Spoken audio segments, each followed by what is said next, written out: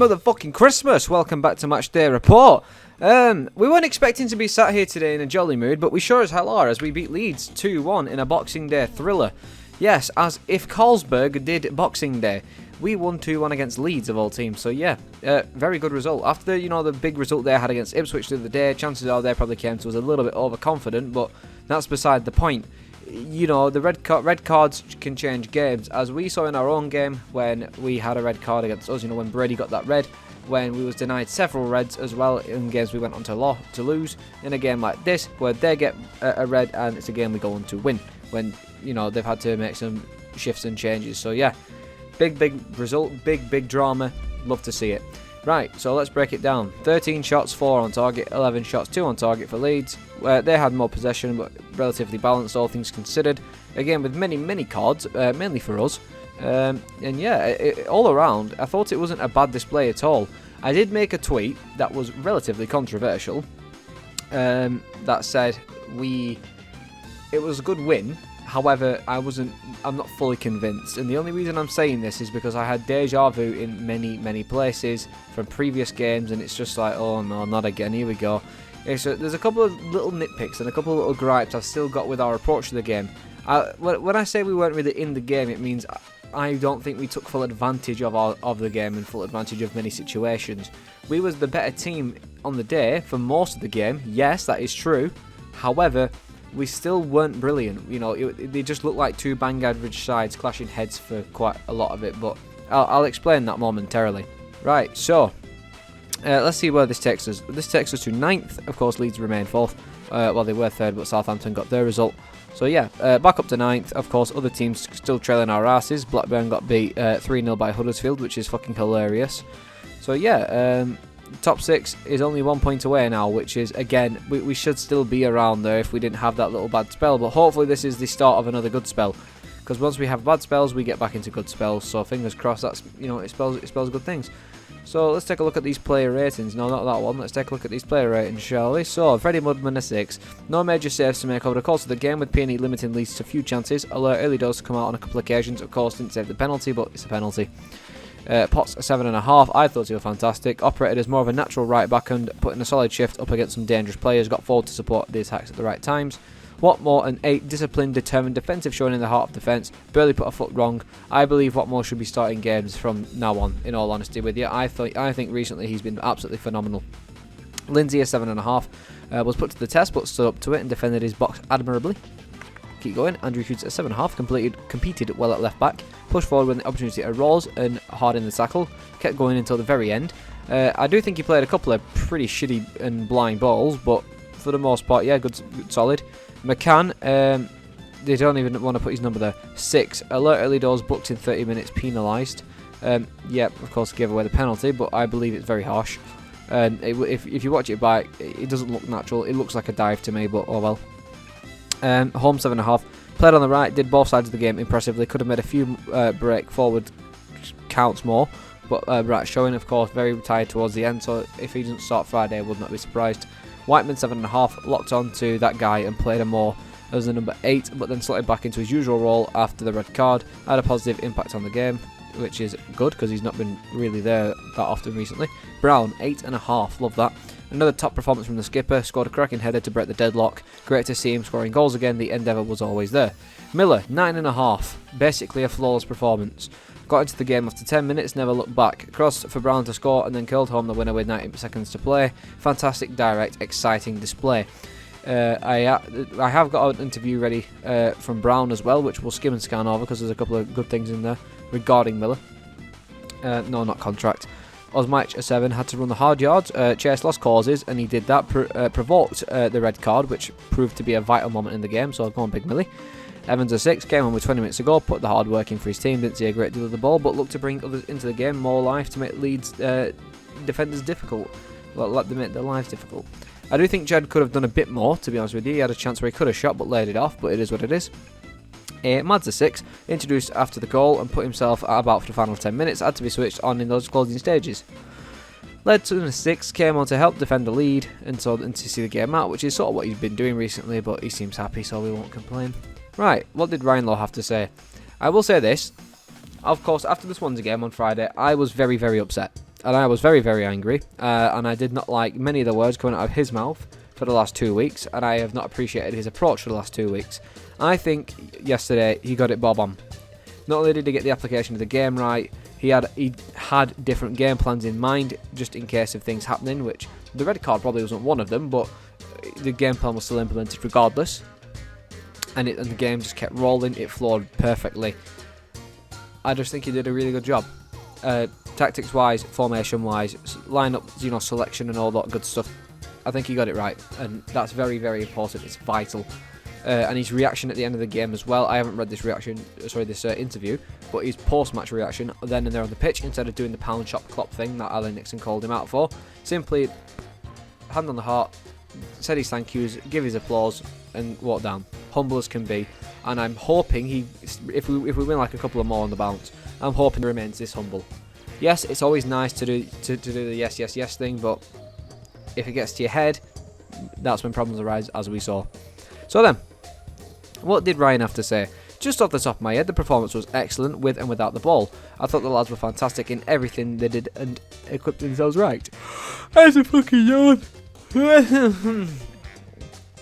Sometimes you can be undone by moments of quality or decisions, but I thought they were excellent from start to finish, with and without the ball. We kept going right until the end and scored another fantastic goal. People will complain about the red card, and if it was me, I'd say it was a bit soft. If you raise your hand, and I think it's a bit unfortunate for him, but for us, you cannot raise your hand, and once that happens, you have to keep going.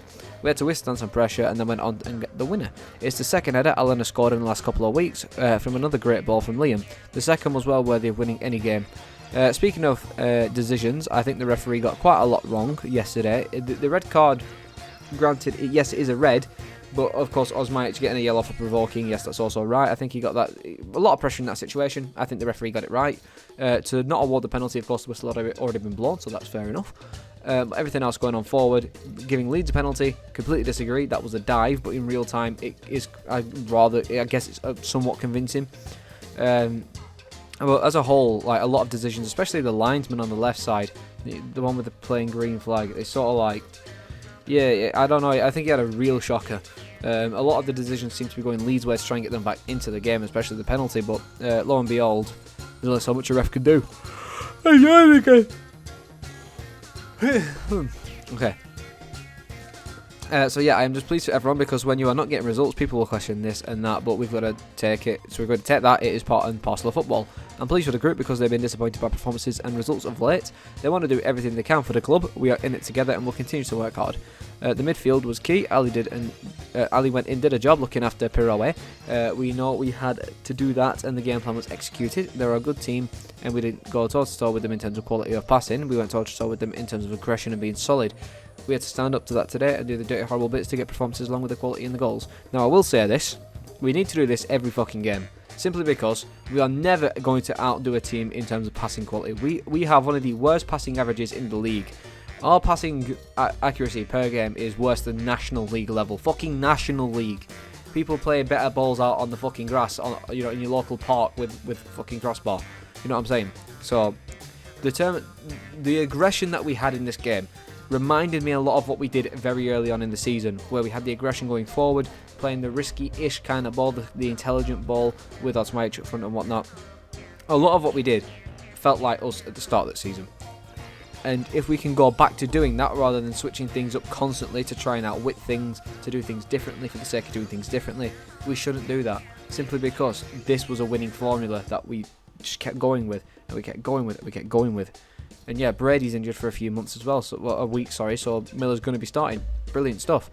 I do think we're going to get a couple of results for the next couple of weeks, provided we play like this, but that's only if we play like this. Right, anyway, a little gap here. North End owner Craig Hemmings, director Peter Ridsdale released a statement in the lead up to the match, supporting the boss and asking for supporters to get behind the team for a sellout occasion, and Law was pleased by the atmosphere. Yeah, brilliant, and they did get that. We've had that, haven't we? We can always fill it out because of the away end. Both fans counteract each other with their singing, and of course fans were roaring them on today.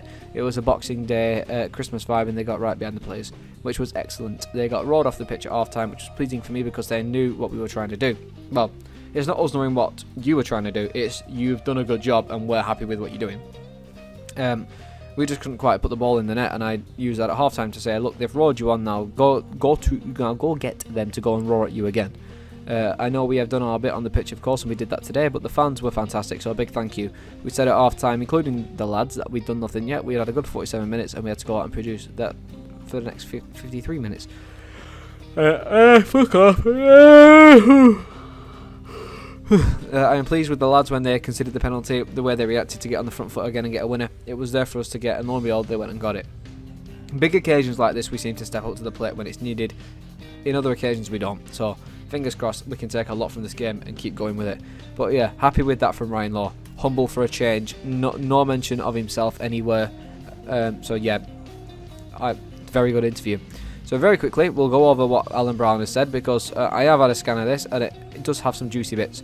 So, could you see the experience and quality within the squad today? I think there is experience more than anything and understanding the game that was there, said Brown. They come off the back of an unbelievable result, and they'll have been overconfident, just like I thought, so we had to get in their faces and make them not want to be there. I think we did that. We were not great in possession for the first 15 minutes, well, we never are. But we put the ball into some good areas and got it to the right people at the right times. Overall, we managed the game perfectly, I think. It felt really good. I think we needed that result and performance. I thought we were the better team overall. So, what have the last few weeks been like? What's the mood been like around the place? Has it been a case of sticking together? It is tough, says Brownie. When you have all the background noise, I know it's obviously justified because we haven't been good enough, and the manager is always going to take the criticism first and foremost, but I said to the boys that it's down to us when we go on the pitch. Regardless of what you do in the training or what you're told, we are the only ones out there and the only ones who can change it. The fans were on our back quite a bit, and you can understand it, but it doesn't help us. We have to get their backing, because it does go a long way. They sold it out and we're loud and proud. We had to perform like we did. They obviously get right behind us, and it does spur you on. So it is understandable, but the less criticism, the better from my point of view. And of course, I understand that criticism's not nice, but of course, when you're being criticised justly, then you can take that into your game, implement it to be a better footballer. That's fair.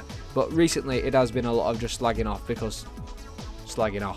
and I'm guilty of it myself with Ryan Law, but that's because Ryan Law was slagging us off for no good reason. Granted, we say some horrible shit, but for someone who doesn't read social media and is not on social media, he sure seems to know a lot about what's going on social media. Is there anything you can say regarding your contract? Are you relaxed? Yeah, I'm quite relaxed. The club have offered me a new contract, but I haven't signed, so that's it. Of course, Brown said back in September that he'd be happy to sign a new deal and stay at the club forever, so, unless things change in the last fucking 6 weeks, then I'm confident Brown will sign the contract. 4 goals in 9 appearances, and anything changed to spark that? No, said Brown. It's just happened for me. When the chances have come along, I've taken them pretty well, I'd say, but I don't think much has changed. I've probably been a bit further up the pitch now. I played more as an 8 last year, and I've played deeper and scored, but I think I've played in the 10 position more, so it gets me in the box, and obviously the more chances you get further up the pitch, the more likely you are to score. On his goal on Saturday, Brown said, it's something I have lacked in the last few years, contributing goals and assists. I think that was my 4th, so any goal is a good goal, and I'm just glad that we got the win in the end. It was a good cross, and I actually said to Miller at half-time that it would be on, because there was one in the first half where he asked if I'd gotten close to it, but it was a shot, so I couldn't get near it. But if you cross it, then I'll have a chance, and that was probably playing on his mind, so he found me, and then he scored a cracker himself. That kind of mentality from Brown there, to go in, provide those kind of suggestions to the players where the manager won't. That's what a good captain should be doing. And I also put a tweet out about Brown's captaincy as well. He was very heavily criticised over the last 2 years as a captain, and Android noises, and rightfully so, because he wasn't really doing anything a captain normally does. He's a very silent leader. But this season, he seems to be coming out of his shell a little bit more and taking a bit more responsibility as a captain, and it's doing us a level of good, because not only is he performing to his top standard like he did fucking 5-6 years ago, but the team's also there's a better team spirit going on the pitch, and everything seems to be more orderly. So every credit to him. He's taken that captain's role really well recently, so yeah, that's fantastic. Right then, so of course that's basically everything I've got to say. That's the roundup, that's the wrap up. So yeah, pretty good stuff, great result. What I will say quickly is the Sheffield Wednesday game on Friday, I will not be going to watch the game. I will be instead trying to watch the game on my own accord. So if I don't catch any of the game, then of course I don't catch any of the game.